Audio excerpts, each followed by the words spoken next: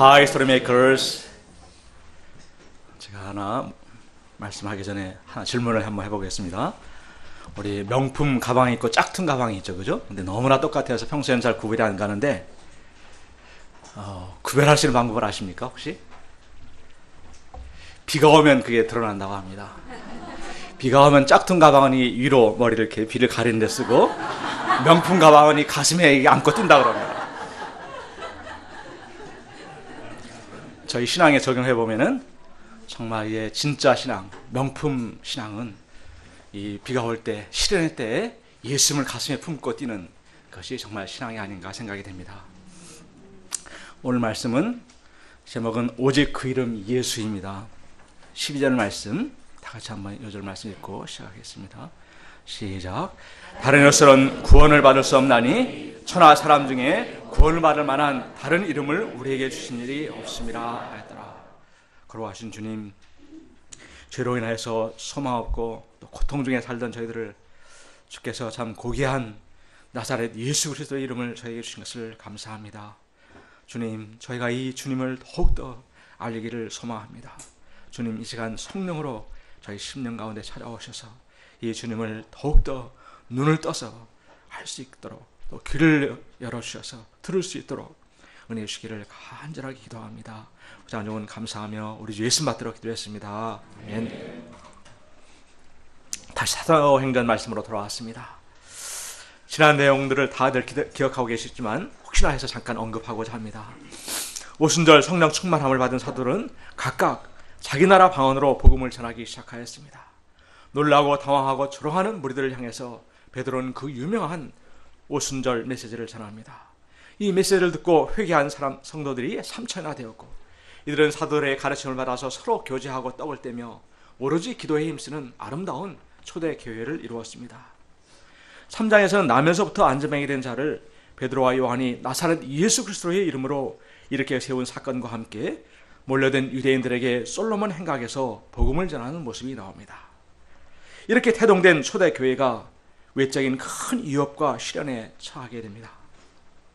이때 사도들은 성령 충만하여 도리어 복음을 전하는 정면 돌파를 감행하였고, 교회 성도들은 합심하여 기도하였습니다.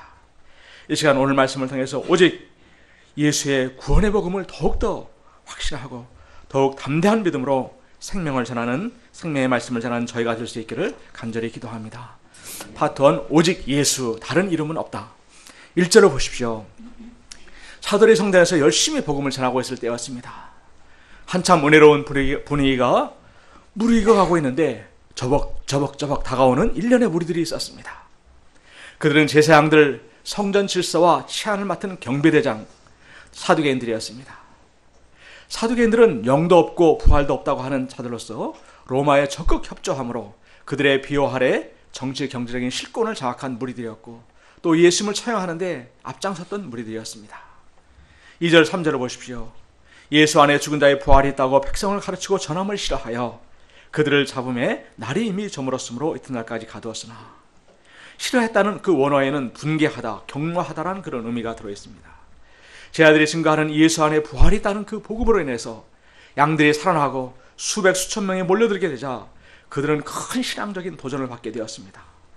또한 예수님의 부활, 성도의 부활이 그 예수님 안에 있다는 그 부활의 복음이 증거될수록 예수님을 죽인 그들의 죄악이 드러날 수밖에 없기 때문에 이들은 적개심에 불타서 사도들을 체포하여 감옥에 가두어버린 것입니다. 당시 유대 관습에는 일몰 후에는 죄인을 신문할 수 없기 때문에 다음 날까지 가두었습니다. 4절을 보십시오. 말씀을 들은 사람 중에 믿는 자가 많으니 남자의 수가 약 5천이나 되었더라. 이러한 외부의 위협 속에서도 말씀은 열매를 맺어서 믿는 자가 많아서 남자의 수가 5천 명이나 되었습니다. 남자만이니까 실제 여자들을 포함하면 거의 10,000명 정도가 되었을 것입니다. 당시 예루살렘의 인구를 약 5만 정도를 추산하는데, 이렇게 하면 거의 한 20%가 믿는 자들이 된 것입니다. 이는 오순절 120명으로 시작한 교회에 얼마나 왕성한 생명의 말씀 역사가 있었는지를 짐작해 해줍니다. 그들은 사람을 잡아 가둘 수는 있었지만 하나님의 그 말씀을 막을 수는 없었습니다. 다음날 관리, 장로들, 서기관들이 모였고 대제사장 안나스와 가야바 등 제사장 문중이 다 참여한 가운데 신문이 열렸습니다. 이들은 들불처럼 퍼져나가는 이 복음 역사에 위기의식을 느끼고 공동 대응하고자 한 것입니다. 7절을 보십시오. 너희가 무슨 권세와 누구의 이름으로 이 일을 행하였느냐? 그들은 공회 한가운데 사도를 세우고 신문하기 시작했습니다. 당시에는 제사장들만이 성전에서 말씀을 가르쳐줄 수가 있는데 왜 허락도 없이 말씀을 마음대로 가르치는가 하는 것이었습니다. 또 안전매개를 치유한 근거와 방법을 묻는 것입니다. 이미 일어난 사건을 어떻게 되돌릴 수는 없고 어떻게든 사도들을 이방신이나 사단의 앞잡이로 몰아서 이들을 기소하고자 하는 것입니다. 이들은 예수님 상전에도 예수님이 바알세부를 힘입어 귀신을 내어 쫓는다고 트집을 잡았던 자들이었습니다. 끊임없이 예수님을 모함하고 트집 잡던 그 무리들이 지금 또다시 같은 수법을 쓰고 있는 것입니다. 8절 9절을 보십시오. 우리 다 같이 한 목소리를 읽어보시겠습니다. 시작. 이에 베드로가 성령이 충만하여 이르되 백성의 관리와 어떻게 구원을 받았냐고 오늘 우리에게 질문한다면, 베드로는 본격적인 답변에 앞서서 자신이 병자에게 행한 일이 착한 일이라고 말합니다. 이는 40년간이나 안전명예로 구걸하던 자가 이렇게 온전하게 되었으면 오히려 너희가 기뻐하고 축하해야 되지 않는가 라는 뉘앙스입니다. 10절을 보십시오. 너희와 모든 이스라엘 백성들은 알라. 너희가 십자가에 못 박고 하나님의 죽은 자 가운데서 살리신 나사렛 예수 그리스도의 이름으로 이 사람이 건강하게 되어 너희 앞에 섰느니라. 베드로는 너희와 모든 이스라엘 백성들이 예수를 십자가에 못 박았다고 지적합니다. 종교 지도자뿐만 아니라 모든 백성도 다 같이 공범이라는 것입니다. 종교 지도자들은 시기심과 질투에 눈이 멀어서 백성들은 자기들의 욕구를 충족시켜주지 않은 예수님은 쓸모없다고 하여 예수님을 배척하고 십자가에 못 박아 버렸습니다. 그러나 하나님께서는 그 능력으로 죽은 자 가운데서 이 예수님을 살려내셨습니다. 그래야 예수님을 죄와 사망의 어둠 권세를 이기신 부활의 주가 되게 하셨습니다. 베드로는 이 나사렛 예수 그리스도의 그 이름과 권세가 이 안전매개를 이렇게 세웠다고 증거합니다. 사도를 옆에 환한 얼굴로 당당하게 서 있는 그 거린이 아마 이렇게 V자를 했는지도 모르겠습니다. 그 베드로의 증언을 뒷받침해주고 있었습니다. 베드로는 오순절 설교에서도 솔로몬 행각의 설교에서도 오늘 공회 설교에서도 빠지지 않고 너희가 예수 그리스도를 죽였다고, 그러나 하나님이 살리셨다는 사실을 강조하여 말하고 있습니다. 보통 생명을 해치는 살인죄도 참으로 무서운 죄인데 하나님의 아들을 그것도 십자가에 박는 그들의 죄는 얼마나 크고 무서운 죄입니까? 베드로는 완악하여 회개를 거부하고 자기들의 권세를 믿고 다시 제자를 핍박하는 그들이 실상은 하나님을 정면으로 대적하는 어마무시한 죄악을 저지르고 있는 그런 것을 일깨우고자 한 것입니다. 만약 핍박하는 그들이 하나님을 알지 못하는 이방인들이었다면 몰라서 그렇겠구나 하고 이해가 가는데, 어려서부터 모세오경을 줄줄 암송하고 구약의 말씀을 너무나도 잘 아는 유대인들이 왜 이런 무서운 죄악을 제자는 저지른 것입니까? 그들은 머리로는 말씀을 잘 알았지만 실제 자신들의 생각과 행동은 별개였습니다. 우리는 죄를 도덕적인 측면에서 생각하여 거짓말하거나 남을 속이는 것, 또 남의 것을 훔치는 정도로 생각합니다. 그러나 죄는 근본적으로 하나님을 떠나서 자기중심적으로 살아가는 것, 자기 주장대로 살아가는 것입니다. 하나님께서는 아담을 지으심으로 하나님과 인간 사이의 관계성이 형성되었습니다. 다음에는 동역자인 하와를 지으심으로 인간과 인간과의 관계성이 맺어지게 되었습니다. 이때 하나님과의 관계, 또 인간과 인간의 관계는 참으로 온전한 사랑과 신뢰의 관계였습니다. 벌거벗었지만 부끄러워하지 않을 정도로 하나가 되는 완전한 관계였습니다. 그런데 인간이 자기 생각대로 하나님의 말씀을 어기고 선악과를 따먹었을 때 이 관계성은 왜곡되고 파괴되기 시작하였습니다. 자기 중심성은 천지와 천지 만물과 나를 지으신 하나님을 그 중심에서 밀어내고 그 자리에 자기를 두는 것입니다. 자신을 세계의 중심으로 파악하고 세상의 모든 사람과 질서가 자신을 위해 존재하는 것으로 생각합니다. 최초의 살인자 카인은 하나님의 말씀을 무시하고 동생을 죽여버립니다. 그리고 내가 내 아우를 지키는 자이니까 하나님께 대들었습니다. 이 얼마나 지독한 자기의 중심성입니까? 일본의 우익들은 우리나라와 중국을 침략하여 온 나라를 짓밟고 대동아 전쟁을 일으켜서 수많은 꽃다운 생명들을 희생시켜 놓고서도 우리가 너희를 근대화시켜 주었다고 미워하고 역사를 왜곡하고 있습니다. 엊그제 일어난 구마모토 지진 후에 조선인이 우물에 독을 풀었다는 혐한 악성 루머가 퍼져가고 있다고 합니다. 1923년 관동 대지진 때도 그런 거짓 소문으로 무고한 수천 명의 조선인들이 학살되었는데 정말 참으로 어이가 없습니다. 전범들을 애국지사로 모시는 신사참배를 당당하게 행하고 있습니다. 그 일본의 중심성, 자기 중심성은 마땅히 보아야 할 것들을 보지 못하게 하고 마땅히 생각해야 할 것들을 생각하지 못하게 하는 참으로 무서운 죄악입니다. 유대 지도자들은 자기들이 모든 것의 중심이었습니다. 이들의 자기 중심성은 이 땅의 구원자로 오신 하나님의 아들 예수를 영접할 수가 없었습니다. 예수님의 그 포도원 농부 비유에서처럼 세를 받으러 온 종들을 때리고 죽이더니 마지막에는 농부의 아들까지 때려 죽이고 포도원을 차지하려고 하였습니다. 성경은 이 자기 중심성이 하나님을 떠난 인간의 근본적인 죄임을 말하고 있습니다. 인간관계의 모든 불행과 고통과 뿌리에는 이 자기 중심성의 죄악이 있습니다. 얼마 전에 사기전과 40범에 그 참 사기꾼이 잡혔다는 소식을 들었습니다. 이웃이 피땀 흘려 그 모은 돈을 반복해서 사기쳐서 유흥비로 탕진하는 그 죄악도 그 이웃들이 당하는 그 기막힌 사연과 고통을 생각하지 않기 때문입니다. 간음으로 가정이 파탄이 난 경우도 그 아이들과 배우자가 받을 그 상처와 고통을 생각하지 않고 자기만을 생각하기 때문에 이런 일을 저지르는 것입니다. 만약에 가정에서 남편은 완전히 아내 중심이 되고 아내는 완전히 남편 중심이 되고 부모는 아이들 중심이 된다면 그 가정은 천국이 따라왔을 것입니다. 그런데 실상은 모두가 각각 자기 중심이기 때문에 서로 소리 지르고 고통하며 수많은 가정이 그렇게 살아갑니다. 그저 마지못해 살아가는 가정이 얼마나 많습니까?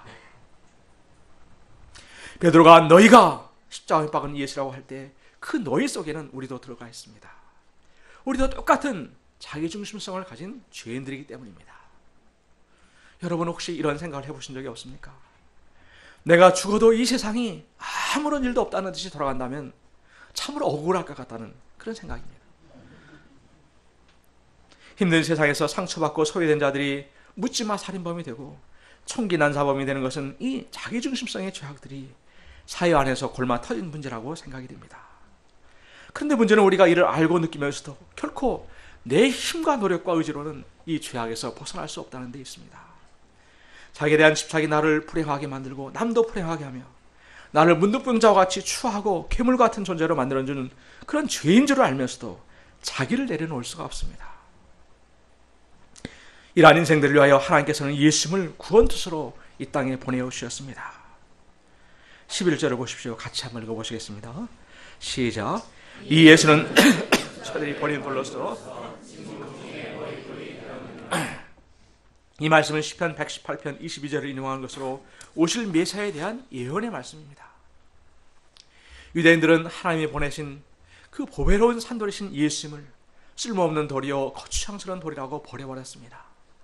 예수님은 구약시대의 많은 선자들처럼 채찍에 맞으시고 능욕을 당하시고 상하신 채로 처절한 모습으로 예루살렘 영문 밖으로 내어 쫓겨 죽임을 당하셨습니다. 실로 우리 주님은 버려진 돌과 같은 인생을 사신 것입니다. 그런데 아버지 하나님께서는 그 버려진 돌과 같은 아들 예수 그리스도를 아리마다 사람 요셉의 무덤에서 풀러내어서 다시 살아나게 하셨습니다. 부활 승천케 하셔서 하나님 우편에 앉게 하셨습니다. 하나님 구원 역사의 모퉁이의 머릿돌로 삼으셨습니다.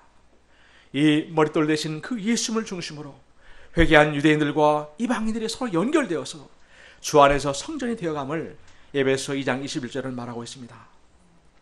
이번 6월 5일 월드 미션 레포트는 이 머릿돌 대신 그 예수님을 중심으로 온 이방인들이 하나가 되는 그 영광스러운 모습을 우리는 생생히 보고 듣게 될 것입니다.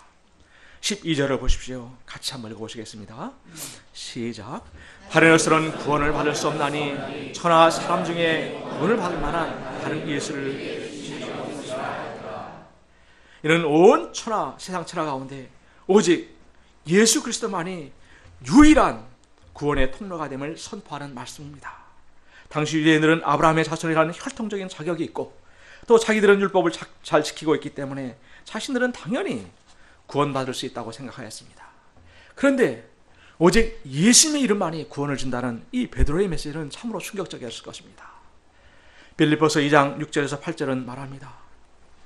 그는 근본 하나님과 본체시나 하나님과 동등됨을 취할 것으로 여기지 아니하시고 오히려 자기를 비워 종의 형체를 가지사 사람들과 같이 되셨고 사람의 모양으로 나타나사 자기를 낮추시고 죽기까지 복종하셨으니 곧 십자가에 죽으심이라. 모두가 자기가 중심이 되어 자기가 왕이 되어 살아가는 이 세상에서 유일하게 그렇지 않은 한 분이 계셨습니다. 그분은 본래 하나님이셨지만 죄인들을 구원하시기 위해서 자기를 비우시고 종과 같이 되셨습니다.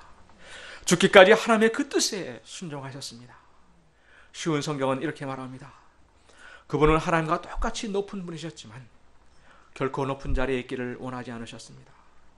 오히려 높은 자리를 버리시고 낮은 곳으로 임하셨습니다. 사람의 모습으로 이 땅에 오시고 종과 같이 겸손한 모습을 취하셨습니다.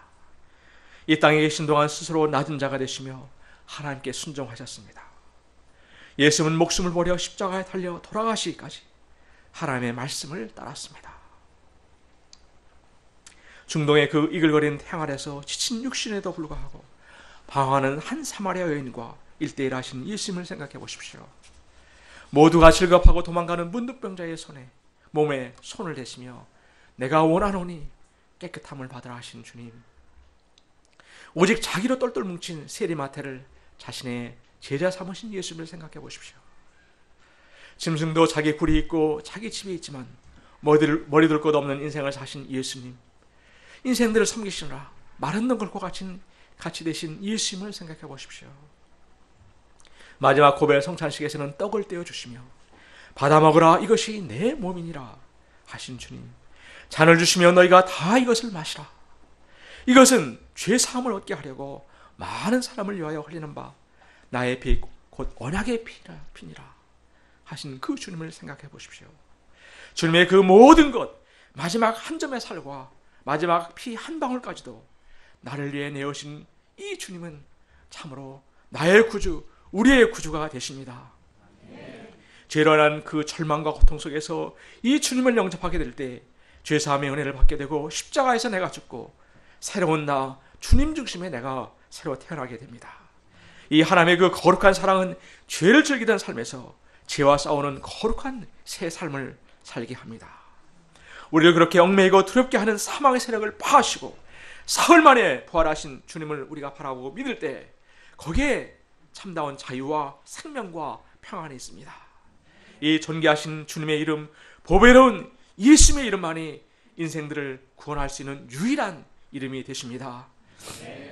우리가 조금 전에 그 찬양을 했지만 그 뇌성마비로 온 몸을 비틀면서 한자 한자 적어내려간 그 이름이라는 시에서 송명의 시는 그 이름을 내 마음에 새겨진 이름, 아름다운 보석이요 숨겨진 비밀이라, 내 마음에 숨겨진 기쁨이라고 노래하였습니다.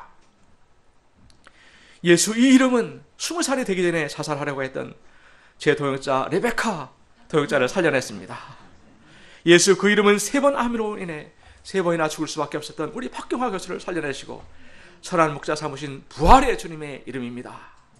예수 그 이름은 우리 전마르크 목자님 페트라 사모님을 구원하시고 8년 만에 주신 그 289g의 그 요한의 사라를 건강하고 청망하게 길러내신 놀라우신 능력의 이름입니다.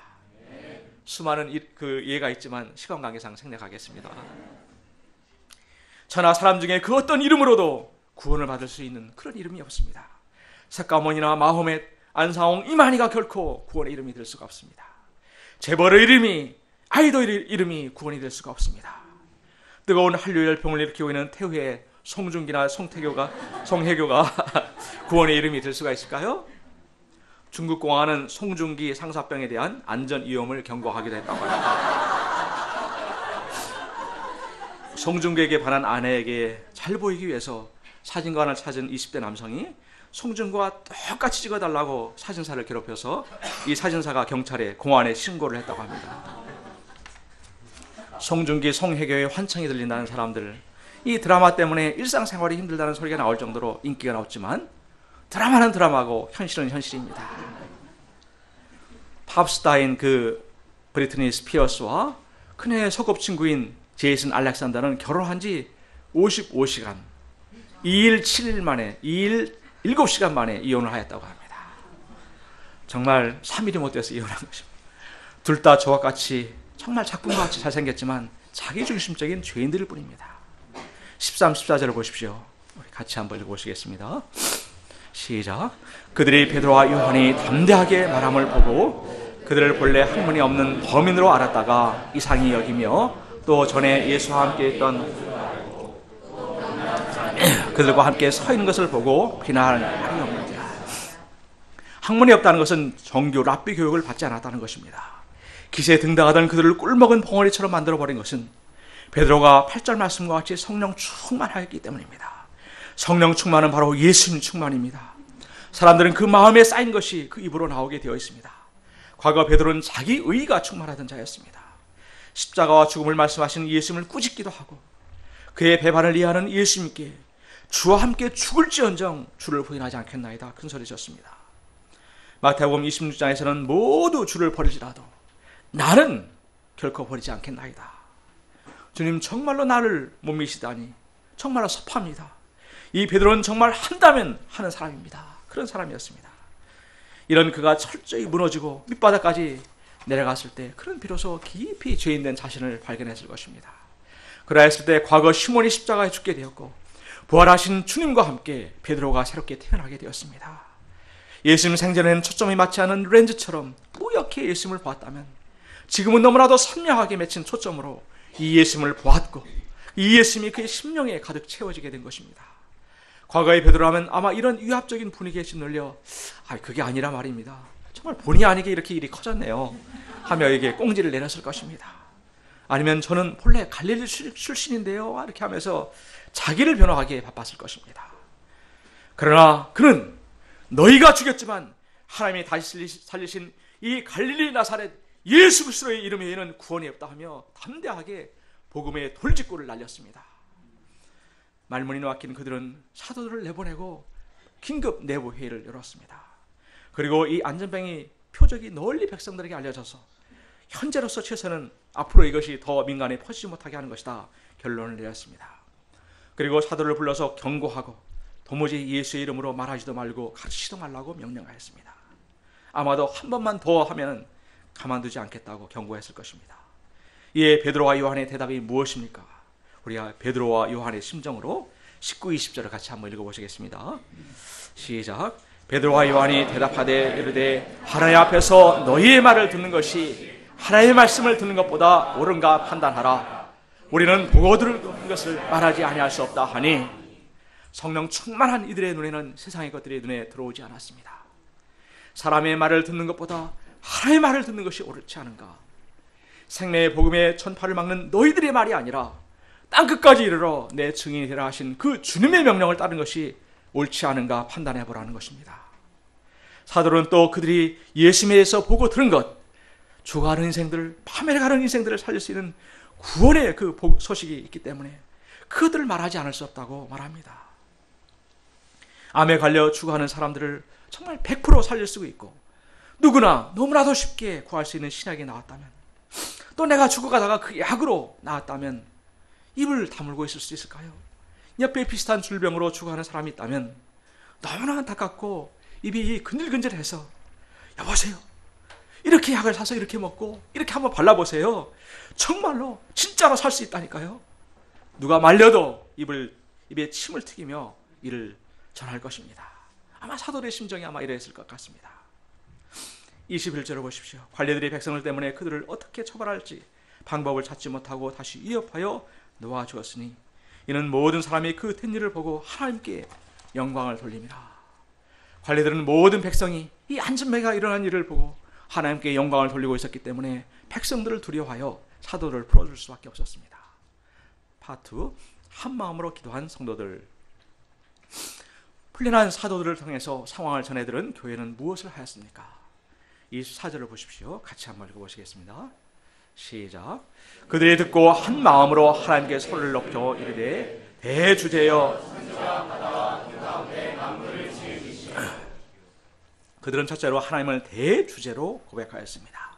대주제란 세상 만물을 지으시고 지배하시는 하나님을 말합니다. 예수를 못 박아 죽인 그 당국자들이 성령 충만한 사도들을 감당하지 못하고 풀어진 그 사슬을 통해서 이 모든 것이 바로 대주제이신 하나님의 그 손에 달려있음을 더욱더 그들은 확신하게 되었습니다.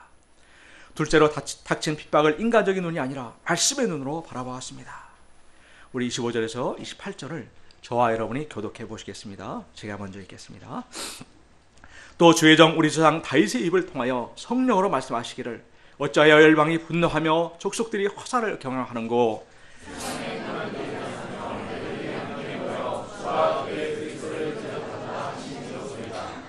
과연 헤롯과 본데오 빌라도는 이방인과 이스라엘 백성과 합세하여 하나님께서 기름 부으신 거룩한 종 예수를 거슬러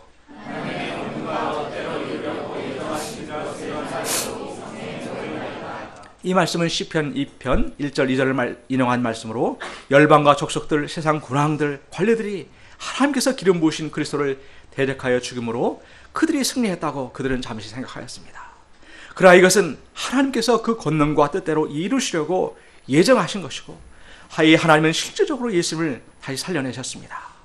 결국 그들은 열심히 일을 꾸몄지만 다 허사가 된 것입니다.